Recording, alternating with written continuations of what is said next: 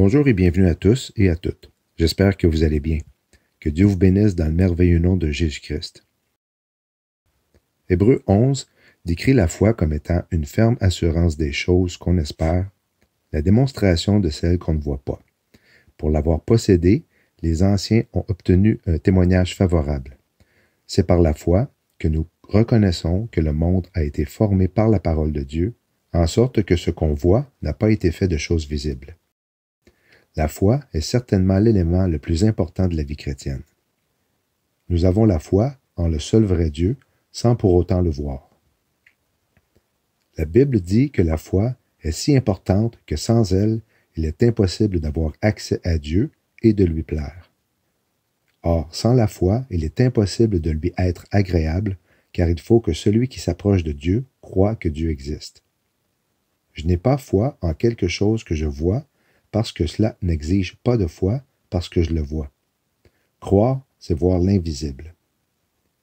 Très bientôt, nous n'aurons plus besoin d'avoir la foi, parce que nous allons voir le Seigneur Jésus-Christ face à face. Tout comme notre vue nous assure avec confiance des preuves prouvant avec certitude ce que nous voyons, la foi est la preuve de ce que nous ne pouvons pas voir. C'est la même assurance.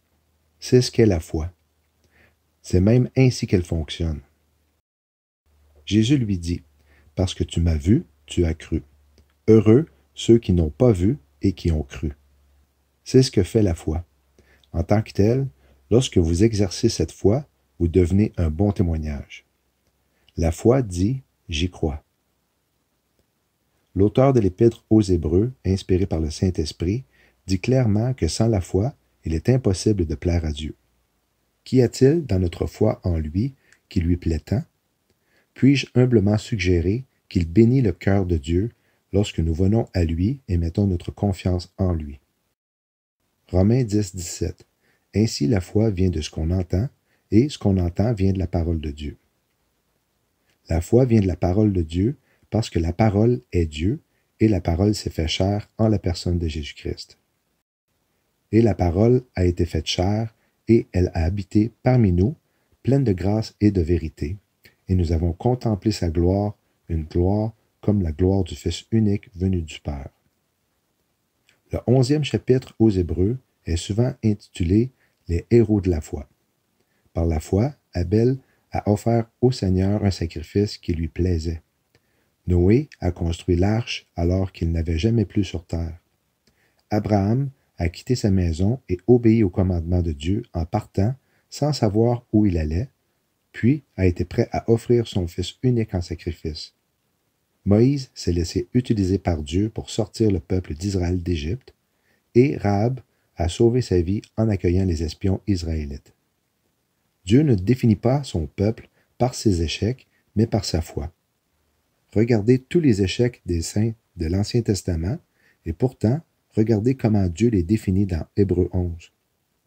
L'échec fait partie de nos vies, mais ce n'est pas ce qui nous définit. L'échec n'est pas ce que Dieu voit en premier quand il regarde son peuple, et ce ne devrait pas être ce que nous voyons en premier quand nous nous regardons nous-mêmes ou d'autres chrétiens non plus. Nous sommes justes en Christ. C'est notre identité première. C'est ce que Dieu voit en premier. Et c'est aussi ce que nous devrions voir en premier. L'apôtre Pierre est un exemple que ce n'est pas nos échecs qui nous définissent, mais notre foi. En fait, il était le seul disciple prêt à essayer de marcher sur l'eau et fut le premier à appeler Jésus le Christ et le Fils de Dieu. Lorsque Jésus prédit que Pierre le renierait, Pierre l'a repoussé fièrement. Mais la nuit même, après l'arrestation de Jésus, quelqu'un a confronté Pierre dans la cour du Sanhédrin et l'a accusé d'être un disciple de Jésus.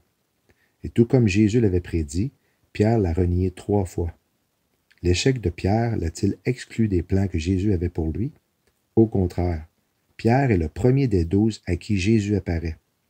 Il restaure Pierre dans un moment émouvant sur la mer de Galilée, et Pierre devient le chef des disciples, prêchant le premier message évangélique après lequel plus de 3000 personnes sont sauvées. La seule façon dont l'échec peut avoir le dernier mot dans notre vie est si nous choisissons d'y croire. Car c'est par la grâce que vous êtes sauvés, par le moyen de la foi. et cela ne vient pas de vous, c'est le don de Dieu. Ce n'est point par les œuvres, afin que personne ne se glorifie. La foi a fait en sorte que nous soyons sauvés. Ensuite, nous sommes redevables de la garder active. Ainsi, dans mon impatience, j'ai envoyé m'informer de votre foi, dans la crainte que le tentateur ne vous eût tenté et que nous n'eussions travaillé en vain. Et ce n'est pas parce que nous manquons de foi que nous perdons notre salut. Cela n'a rien à voir. Votre foi est active ou elle ne l'est pas. Vous pouvez même la perdre en un instant. L'exemple de l'apôtre Pierre qui décida de sortir de la barque pour marcher sur les eaux et quelques secondes plus tard s'enfonça, démontre qu'au début, il avait agi par la foi, mais cela changea tout d'un coup. Et il dit, « Viens ». Pierre sortit de la barque et marcha sur les eaux pour aller voir Jésus. Mais, voyant que le vent était fort, il eut peur. Et comme il commençait à enfoncer, il s'écria, « Seigneur, sauve-moi ». Aussitôt Jésus étendit la main, le saisit et lui dit, « Homme de peu de foi, pourquoi as-tu douté? » Et ils montèrent dans la barque et le vent cessa. Mais quand le Fils de l'homme viendra, trouvera-t-il la foi sur la terre? Mais quand l'Esprit dit expressément que, dans les derniers temps, quelques-uns abandonneront la foi pour s'attacher à des esprits séducteurs et à des doctrines de démons. Pour toi, homme de Dieu, fuis ces choses et recherche la justice de la piété, la foi, la charité, la patience, la douceur. Que personne ne méprise ta jeunesse, mais sois un modèle pour les fidèles, en parole, en conduite, en charité, en foi, en pureté. La réalité est que le combat de notre vie est spirituel. Le monde dans lequel nous vivons est un champ de bataille. L'apôtre Paul nous appelle à se battre non pas pour ce qui est terrestre, mais pour ce qui est céleste, et nous recommande de se revêtir de toutes les armes de Dieu, dont le bouclier de la foi, afin de pouvoir tenir ferme contre les ruses du diable. J'ai combattu le bon combat, j'ai achevé la course, j'ai gardé la foi. Combat le bon combat de la foi, saisis la vie éternelle à laquelle tu as été appelé et pour laquelle tu as fait une belle confession en présence d'un grand nombre de témoins. Bien-aimés, comme je désirais vivement vous écrire au sujet de notre salut commun, je me suis senti obligé de le faire afin de vous exhorter à combattre pour la foi qui a été transmise aux saints une fois pour toutes. Nous sommes appelés à combattre non par notre propre force, mais par sa force.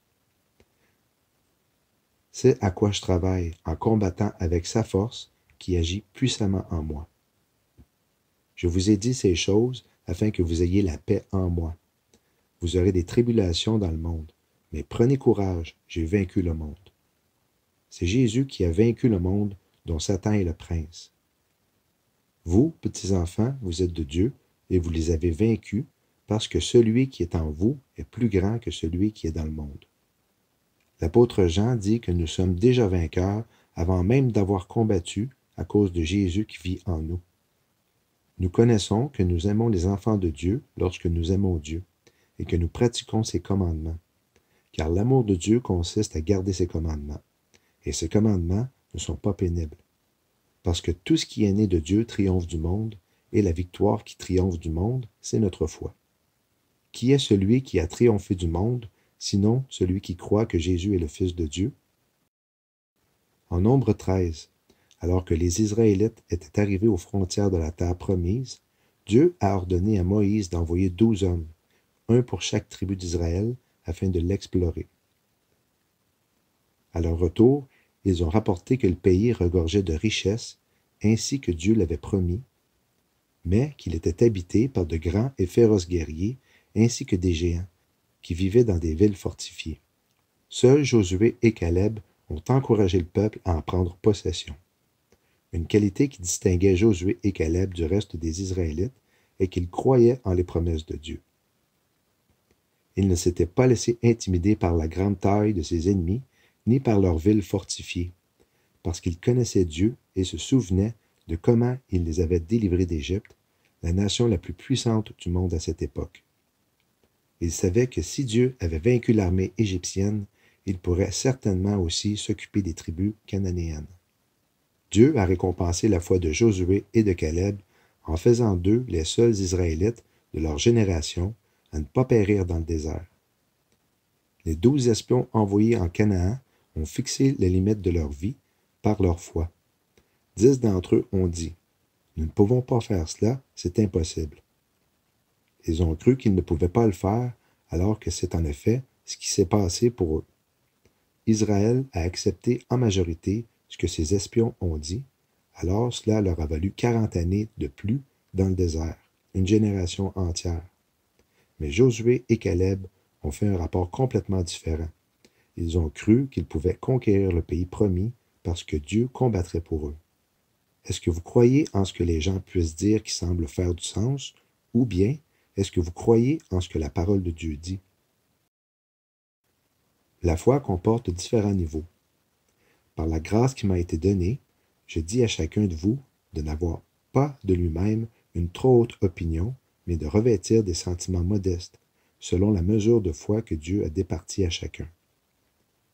Car comme nous avons plusieurs membres dans un seul corps, et que tous les membres n'ont pas la même fonction, ainsi, nous qui sommes plusieurs, nous formons un seul corps en Christ, et nous sommes tous membres les uns des autres.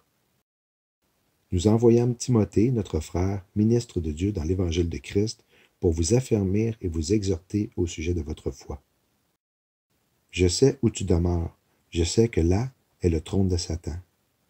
Tu retiens mon nom, et tu n'as pas renié ma foi, même au jour d'Antipas, mon témoin fidèle, qui a été mis à mort chez vous, là où Satan a sa demeure. Lorsque Jésus entendit ces paroles, il admira le centenier, et, se tournant vers la foule qui le suivait, il dit, « Je vous le dis, même en Israël, je n'ai pas trouvé une aussi grande foi. » Et, sans faiblir de la foi, il ne considéra point que son corps était déjà usé, puisqu'il avait près de 100 ans, et que Sarah n'était plus en état d'avoir des enfants. Il ne douta point, par incrédulité, au sujet de la promesse de Dieu, mais il fut fortifié par la foi, donnant gloire à Dieu. Car si je suis absent de corps, je suis avec vous en esprit, voyant avec joie le bon ordre qui règne parmi vous, et la fermeté de votre foi en Christ. Nous devons, à votre sujet, frères, rendre continuellement grâce à Dieu, comme cela est juste, parce que votre foi fait de grands progrès. Car l'amour de l'argent est une racine de tous les maux, et quelques-uns, en étant possédés, se sont égarés loin de la foi, et se sont jetés eux-mêmes dans bien des tourments. Puis il dit, « Où est votre foi? » Saisis de frayeur et d'étonnement, ils se dirent les uns aux autres, « Quel est donc celui-ci qui commande même au vent et à l'eau, et à qui ils obéissent? » Nous avons placé notre foi en Dieu pour être sauvés, et il souhaite que l'on continue de la sorte. Dieu veut qu'on lui fasse confiance à travers les circonstances de la vie. C'est tout à notre avantage, et en plus, nous allons recevoir des récompenses si nous le sollicitons. Car sans la foi, il est impossible de lui être agréable, car il faut que celui qui s'approche de Dieu croit que Dieu existe, et qu'il est le rémunérateur de ceux qui le cherchent. Très bientôt, après l'enlèvement, ceux dont la foi aura été active seront récompensés. C'est par la foi que Moïse, devenu grand, refusa d'être appelé fils de la fille de Pharaon, aimant mieux être maltraité avec le peuple de Dieu que d'avoir pour un temps la jouissance du péché, regardant l'opprobre de Christ comme une richesse plus grande que les trésors de l'Égypte, car il avait les yeux fixés sur la rémunération. C'est par la foi qu'il quitta l'Égypte, sans être effrayé de la colère du roi, car il se montra ferme, comme voyant celui qui est invisible. Le mot rémunération signifie paiement de salaire dû, dédommagement. Ne vous amassez pas des trésors sur la terre, où la teigne et la rouille détruisent, et où les voleurs percent et dérobent. Mais amassez-vous des trésors dans le ciel, où la teigne et la rouille ne détruisent point, et où les voleurs ne percent ni dérobent. Car là où est ton trésor, là aussi sera ton cœur. Apocalypse 22, 12. Voici, je viens bientôt, et ma rétribution est avec moi, pour rendre à chacun selon ce qu'est son œuvre. Shalom.